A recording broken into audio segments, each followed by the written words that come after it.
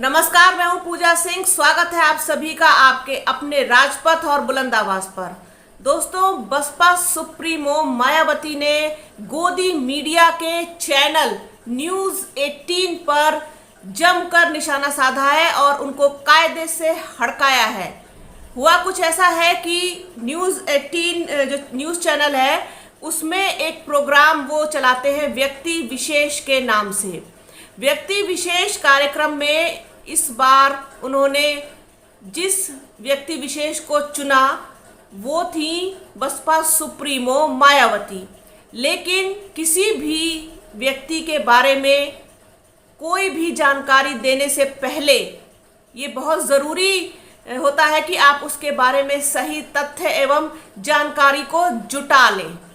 लेकिन आप जानते हैं कि जिस तरीके से गोदी मीडिया इस वक्त बौखलाया हुआ है, क्योंकि गठबंधन जो है वो इंडिया का और बसपा सुप्रीमो मायावती की एकला चलो वाली जो नीति है ये कहीं ना कहीं उनके पेट में दर्द पैदा कर रही है। इसी सब के चलते उन्होंने जिस तरीके से वो प्रोग्राम पेश किया उसमें जिन तथ्यों को उन्होंने शामिल किया उससे नाराज दिखाई दी बसपा सुप्रीमो मायावती। उनका साफ तौर पर कहना है कि ऐसे किसी भी प्रोग्राम में कुछ भी दिखाने से पहले, बताने से पहले आप अपनी जानकारी को मजबूत कर लें, उसको पुख्ता कर लें और जितने तथ्य हैं उनको जो है सही से जुटा करके ही आप किसी व्यक्ति विशेष के बारे में कोई जानकारी दें।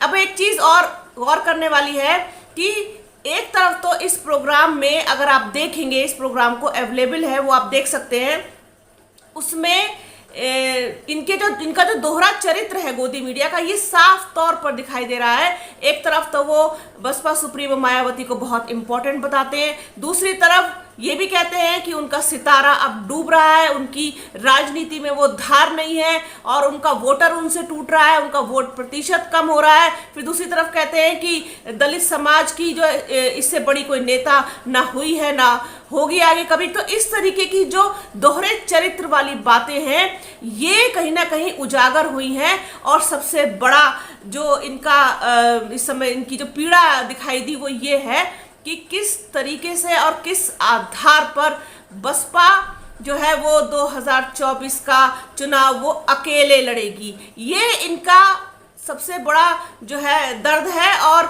इनकी सबसे बड़ी जो टेंशन है वो यही है।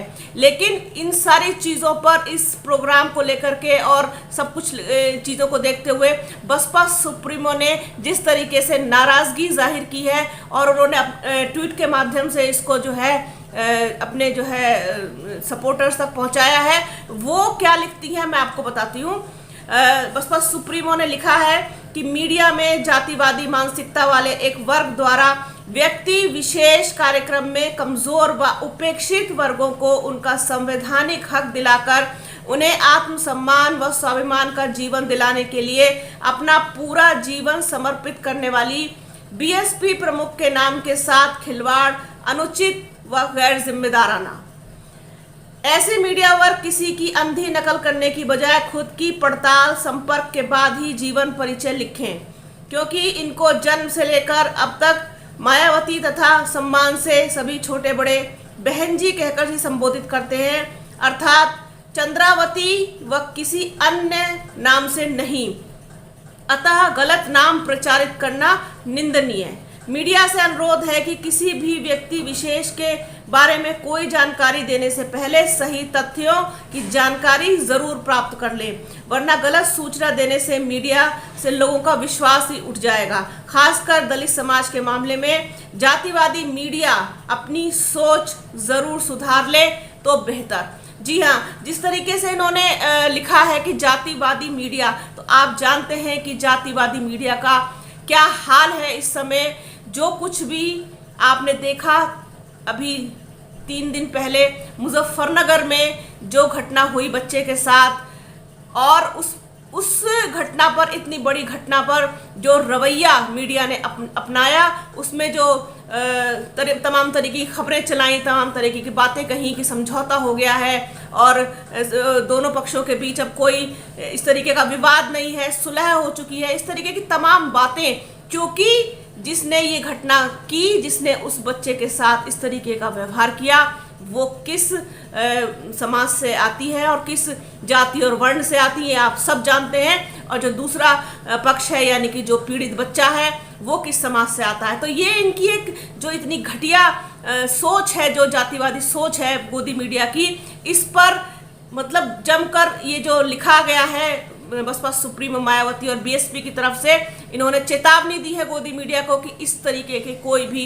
प्रोग्राम और किसी व्यक्ति विशेष के बारे में कुछ भी चलाने से पहले और बताने से पहले एक बार तथ्यों की पूर्णतः जानकारी ले लें। और जिस तरीके से इन्होंने इस प्रोग्राम में बीएसपी को दिखाया है, और उसमें भी दो तरीके की बातें की हैं। एक तरफ तो बीएसपी के बिना राजनीति नहीं हो सकती, दूसरा बीएसपी का पतन हो रहा है, अब बीएसपी में वो आग नहीं बची, वो चिंगारी नहीं बची, और इस तरीके की तमाम चीज़ें, वो धार नहीं बची। तो ये कहीं ना कहीं इनकी जो एक हड़बड़ाहट है, एक बौखलाहट है, उसका परिचय देती है। अगर एक चीज़ बताइए, अगर भारतीय जनता पार्टी बहुत मजबूत है, बहुत मजबूत स्थिति में है, जैसा कि गोदी मीडिया दिखाता है कि इस बार भी उत्तर प्रदेश में उनको कम से कम 75-76 सीटें मिलेंगी, तो मिले, इसमें कौन सी दिक्कत की बात है। जो जीतेगा उसको सीट मिलेगी, जिसको जनता वोट देगी जीतेगा। लेकिन दूसरी पार्टियों के बारे में आप किसी भी तरीके का दुष्प्रचार क्यों कर रहे हैं? उनको जो मिलेगा वो उनकी पार्टी की मेहनत से, उनकी जो अपनी मेहनत होगी वो उनकी उपलब्धि होगी, चाहे वो इंडिया वाले गठबंधन को मिले, चाहे बीएसपी को मिले, चाहे ना मिले। आप लोग क्यों इस तरीके की जो है वो बिना मतलब की परेशानी में दिखाई दे रहे हैं? जो कुछ भी होगा वो सबके सामने होगा, सब लोग देखेंगे उस चीज़ को। वो अगर अकेली रहती हैं, अपने फैसले पर टिकी रहती हैं, तो वो भी दलित समाज और उनके जो सपोर्टर्स हैं, उनका जो वोटर है, उसको स्वीकार करेगा।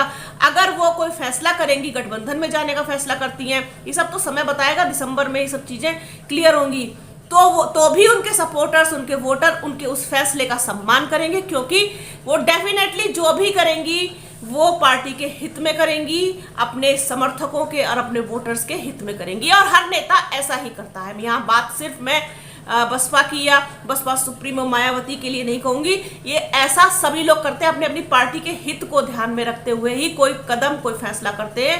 अब जो भी होगा वो स्वीकार्य होगा। तो ये जिस तरीके की एक दुष्प्रचार और भ्रामक बातें इस तरीके की इन्होंने चलाई, ये बहुत ही ज़्यादा निंदनीय है। गोदी मीडिया का वैसे तो काम भी यही है, दिन रात इन लोगों को सिवाय बीजेपी के और कुछ दिखाई नहीं देता, ना सुनाई देता, ना किसी का दर्द, ना किसी की पीड़ा, न किसी का दुख, न किसी की तकलीफ, इनके कानों तक कोई आवाज़ नहीं पहुंचती। तो ये एक चीज़ थी, बसपा सुप्रीमो मायावती का ट्वीट आया था, सोचा आप लोगों के साथ इस पर बात की जाए, आप लोगों के साथ इसको शेयर किया जाए। आप लोग बने रहिए राजपथ और बुलंद आवाज़ के साथ। हमारे चैनल को लाइक कीजिए, शेयर कीजिए, सब्सक्राइब कीजिए, बेल आइकन जरूर दबाइएगा। अपना और अपनों का बहुत ख्याल रखिए। जल्द मिलूंगी आपसे एक नए वीडियो में, एक नई चर्चा के साथ, एक नए मुद्दे के साथ। तब तक के लिए जय हिंद।